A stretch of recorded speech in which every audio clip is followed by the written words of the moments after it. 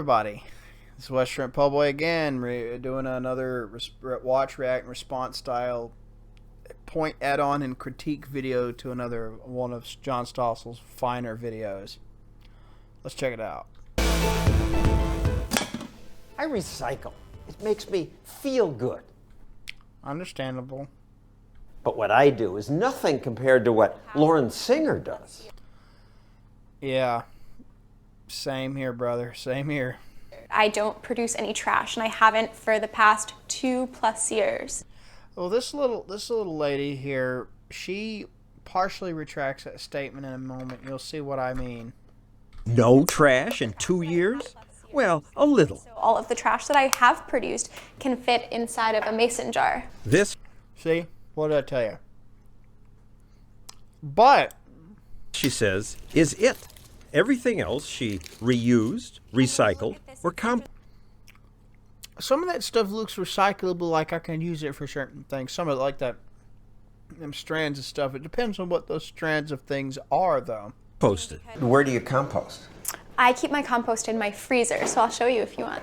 The freezer. If you keep it in here, it's like any frozen food. It won't break down. It's supposed to break down. It's Well, compost. every Saturday I bring this to the farmer's market where they do a citywide composting program. This is smart. If people got off their asses and wanted to do something in their town, and they say, the local governing structure here where I live, or not here, but the city I live near, the city, historical city, the first one of the Louisiana Purchase, Natchitoches, the one I live near. I live in the greater parish around it, in the woods, thankfully. But there's an old man. He's an old chocolate-skinned brother in his mid-90s. Hadn't seen him in a couple of years. He raised pigs and he used to get food from scraps and food waste from the college nearby where he would work, where he raised his pigs at, and he was cussing them fuckers, and he's like, that fucking bullshit made my feed costs go up, I tell you. Scrawny little old 90-something-year-old man took a fucking huge hog and got him by his back legs and walked him into the trailer for carrying him, right, one of those cattle and hog trailers. My uncle and a friend of ours, who's may rest in peace, died, fucking having trouble, doing by themselves, carrying a hog up in there, getting them in the trailer. The old man was just like this, walking him up in there holding his back legs up. Get in there, you little shit. No effort. If you wanted to, you could do that, right? You could use food waste as long as it ain't got no crazy shit growing out of it, not that could actually harm the health of the pig and people around. If that's the case, take it to compost it and let chickens peck insects out of that compost to add a good animal protein to their diets, like they're supposed to have.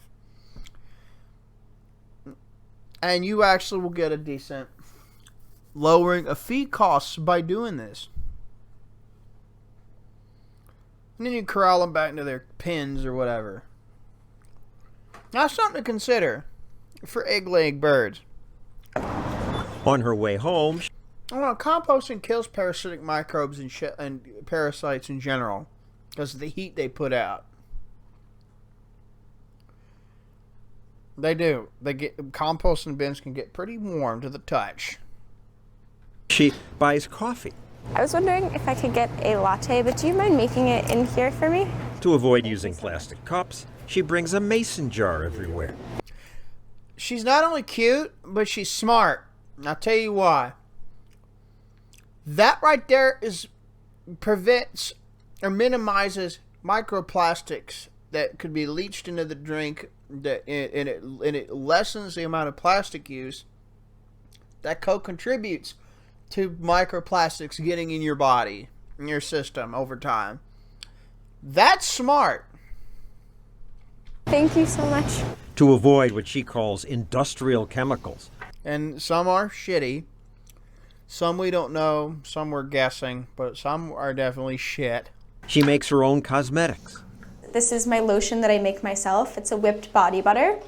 And if you smell it, it smells kind of chocolatey. Ew. You put that on your face?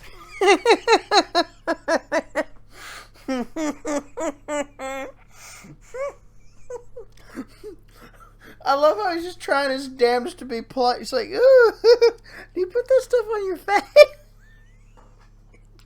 It must be bad. It must smell horrid. It smells chocolatey. Why does she live this way? Everything started for me when I was an environmental studies student at NYU. Oh yes, on every campus, sustainability is big. Penn's integrating sustainability across the curriculum. MSU provided over 90 sustainability-related courses. After Lauren graduated, she put this video up on Kickstarter. I was an environmental science major in college, and I not only wanted to learn about sustainability, but I wanted to actually live it. People donated $41,000, which she used to start her sustainable products business. What I gotta hand it to her. It's pretty cool. does sustainability mean? Economist Holly Fretwell is annoyed by claims made by the sustainability crowd. You get this moral high ground feeling they're better than somebody else because they're protecting the environment more. I'm sustaining the earth. I'm using less of it. I'm leaving it for my grandchildren. All recycling isn't. What she's about to say is on point, but there's some issues I do have, and there's some things to add to it as well with the issues I want to tackle. Necessarily good and isn't necessarily environmentally benign. Why not? Why wouldn't recycling be good? Well, I live in Bozeman, Montana, and in order to recycle glass bottles, we ship them down to Golden, Colorado. Well, Mr. or Mrs. Fretwell, whichever it is, she's right, but there's an issue. The issue ultimately is taxation, regulation at the local and state level needs to be lowered. And I mean, I'd abolish property taxes forever, but then fuckers wouldn't like me for that. I'm like, well, fuck you too, bitch. Fuck you. That would actually have been a fucking constitutional amendment. That's one of the 32 weaknesses in the Constitution I fucking would consider. And yeah, the nation states would have to use that Constitution as a framework to build their own off of it and use their own alterations for it. You know what I'm saying? So that'd be pretty cool. Picturing it, right? But Bozeman needs its local infrastructure deregulated, like recycling, hold tax exemptions for recycling and stuff like that. And actually allow the infrastructure to have a chance to be propped up there so they can recycle glass and bottles and shit like that there. That way they won't have to ship it down to fucking Golden, Colorado. That's ultimately the problem. Fucking insufficient, you know. Like it's ultimately a insufficient expression of, you know, property rights, politicking, you know, excessive regulation, and not only, like I said, insufficient expressibility of private property rights, but also contracts and torts as well. And fucking retarded amounts of taxation. And lack of other incentives to help get people inspired to want to make recycling businesses at the local level like more prominent. That's ultimately the issue here in Bozeman. I'm sorry, or Bozeman, or whatever it is in Montana. That place there. If you corrected these issues, you wouldn't have to ship you wouldn't have to ship glass, anything, to Golden anymore, or nearly as much, say, for example. This could be applied everywhere, though. You could consistently apply this fucking everywhere. Look at that mountain terrain they got to travel through, going up in there, and then through Wyoming just to do the shipping, and then go back into it just to get to Golden. That's ridiculous. That's a long way. We're using more energy than sometimes it would take to just start from scratch. And I just explained a lot of why that's the case and what you could do to fix that. This actually does require a little bit more in-depth look and analysis and fucking objectivity. Nuance here. A little bit more nuance, my people. After Los Angeles mandated recycling, they discovered they needed another 400 garbage trucks to pick up the new containers. Now we have twice Jesus Christ. Ain't none of them fucking powered with natural gas dual-fueled diesel engines at all. I guarantee you that. as many garbage trucks that are driving around picking up garbage, creating their own pollutants. Some recycling makes sense. Reusing aluminum saves lots of energy. Doesn't just save a lot of energy, but it also reduces mining mining and the need for mining, and it also reduces other kind of smelting infrastructure uses, that goes to mining. It lessens the amount of purification steps being needed as often as well. From being needed as often, I'm trying to say. It does lower a lot of things at an economic and just a general all around and a resource level. You won't need to mine as much. You don't have to chemically purify the stuff, the aluminum out of the mined ores and stuff nearly as much. You don't have to rely on as much fucking infrastructure back and forth. Shipping. There's a lot of things you less when you recycle metals and just in general.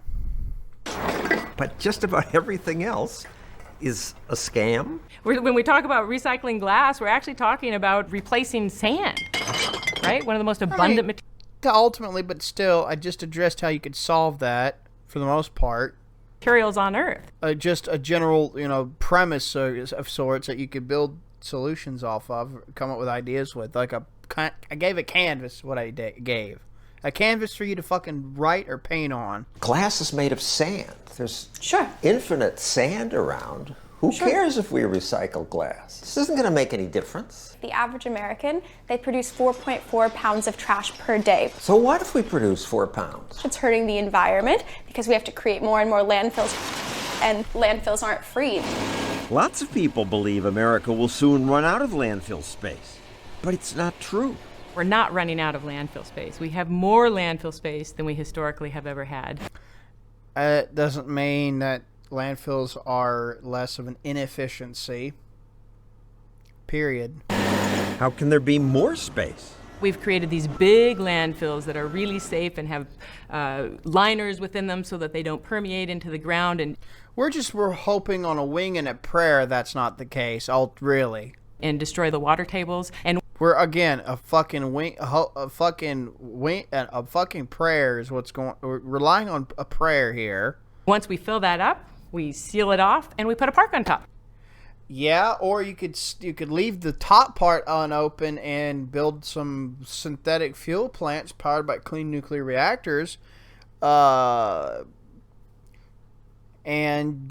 use that to use air and steam as a preheated air and some steam as a feed to a plasma arc gasification unit, and you can create slag that you can extract minerals from and then reprocess it back into a hardened glass-like slag, or turn it into ash for different uses, or just reprocess it as a slag once you extract the minerals out, and use that to help contribute to maintenance and building and rebuilding of roads. And then you can make synthetic diesel, higher mixed alcohol fuel like BioRoot Energy advocates doing, which I'm a big fan of the process, and you can do all sorts of other stuff. So you could it makes use of a fucking valuable bunch of resources instead of burying shit.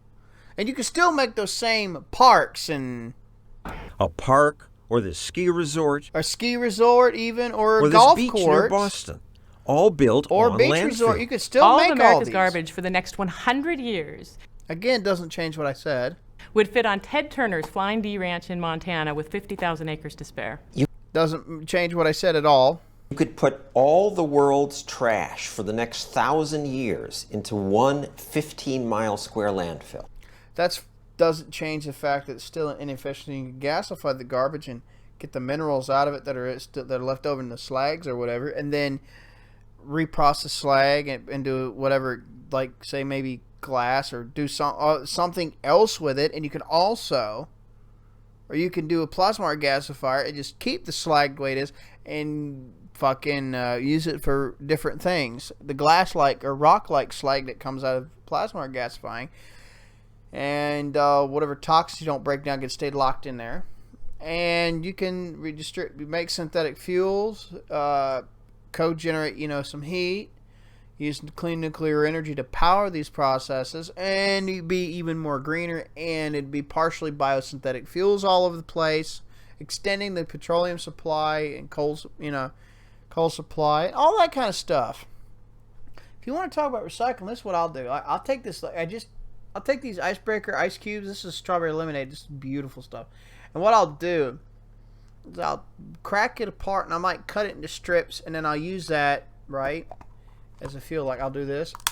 Whoops. And then I'll just crack it. Okay, I got to cut. I can crack this off, and I can stick it down in there with the wrapping.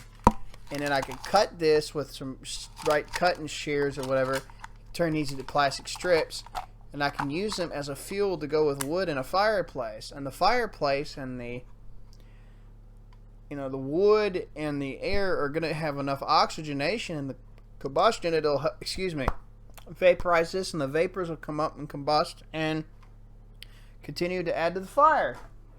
There you go. Cool, right? Just an example. I tell my folks, if they got bottles that they don't want to keep, I can reuse soda bottle up anywhere from 10 to 15 times, a 2-liter soda bottle, to make my own sodas with. I got me a damn digital thermometer to measure the temp of water to start my yeast culture, my wine yeast that I'm going to use to make the stuff with, champagne yeast actually, to start carbonating the shit. Use fruit juices to make fruit sodas and so on and so forth, doing that way. And have some stevia and monk fruit in it to sweeten it to the way I want to, and cut the sugars down. Cut the fucking sugars. There you go. I can take orange juice and do some other flavoring adjustments. So I can make myself an orange cream soda recipe. I've gotten one. I gotta try it again because I accidentally killed my yeast the last time I did, and I was pissed off. But yeah, add a little raw honey. Add a little honey to it. Unfiltered honey, ideally, and it'll contribute just a little bit, and it'll contribute to the flavor and help make carbonation possible. But you'll still won't have much sugar when it's done, because it won't be a fucking turn it off. I bumped the power button on this by accident, and you'll have practically a damn near diabetic friendly, if not outright, orange cream soda. Pretty cool, right? Yeah, I'm giving you all sorts of ideas, and you could carbonate in those 2-liter bottles anywhere from 9 to 15 times, depending on the condition of the bottle and the lid. And that's recycling plastic, and you're making something healthy for you and your communities around you, right? In fact, I'm gonna link a damn home brewing thing you could purchase for like what, $48. This little home brewing course or guide or whatever. This home brewing package by Seed to Pantry School. Make your own natural soda, learn how to brew mead, learn how to brew hard cider, learn how to do all sorts of shit. Anyways, I'll link that. Check it out. There's lots of room out there. That doesn't make it okay. Why not? It just sits in there. You build ski mountains over. I agree with the cute lady here. Doesn't make it okay. What I just said is a much better idea. Objectively. If you're looking at a resources perspective, it's a better idea.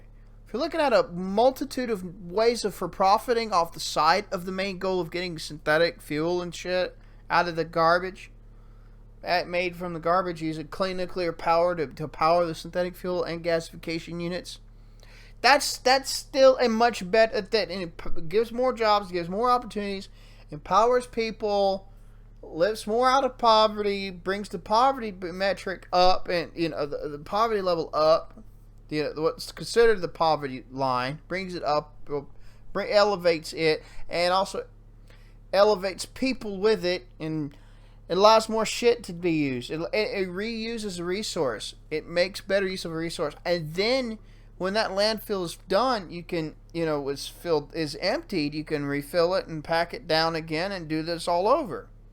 Or you can move and shift earth to that area once you pull the lining out. Do all that stuff all over again. Or just fill it in, pull the liners up, fill it in, whatever. Like, there's much better ways to do it than just burying a bunch of resources. That's the problem here. Over it. I prefer to do things in a way that are in homeostasis with the way that the earth is. That's why you should look up eco-modernist literature, ma'am. I'm not gonna lie. It sure is nice to live Eco-modernist and eco-capitalist literature, and learn some real economics for a change. in a country where young people can afford to pay more for organic food and have so much free time that they wash everything by hand and feel empowered by living what they call a sustainable life. I'm still kidding. I've washed dishes by hand because my dishwasher fucking went kaput after more than a decade and a half. More than half of my life it ran very well, but I'm not. Fuck that shit. I'd rather have a wash machine, and if I want to do something, I'll make my own clothes detergents and get OxyClean and shit to pair with it to ensure cleanliness and bleaching on a gentler way of doing it, but still get the stains out or lift it out more over time. Like, I could do that kind of stuff, and it'd be much greener than just washing the shit by hand and just running water for such a long time. It'd be more water efficient. I could modify, if I knew how to do it, I could take dishwashers apart and half-ass remodel them with some custom modifications and more insulation and thermal sensors to ensure temperature control, to use less electricity and not have to have as much electricity to keep the same amount of heat when using the dishwasher. And if I knew how, I'd bump the water pressure up a couple psi, because a little bit of pressure helps knock more filth off without endangering, say, the painting and shit like that potentially. And that will increase your efficiency overall and save you on both electricity and water. I'm giving you all kind of ideas, motherfuckers. You should be listening. I'm giving you shit to think about. No idea that it was even possible to live without producing trash. And when I learned that, it was like this, wow, I'm so empowered. Anyway, thanks for listening. I'll see you later. Take care.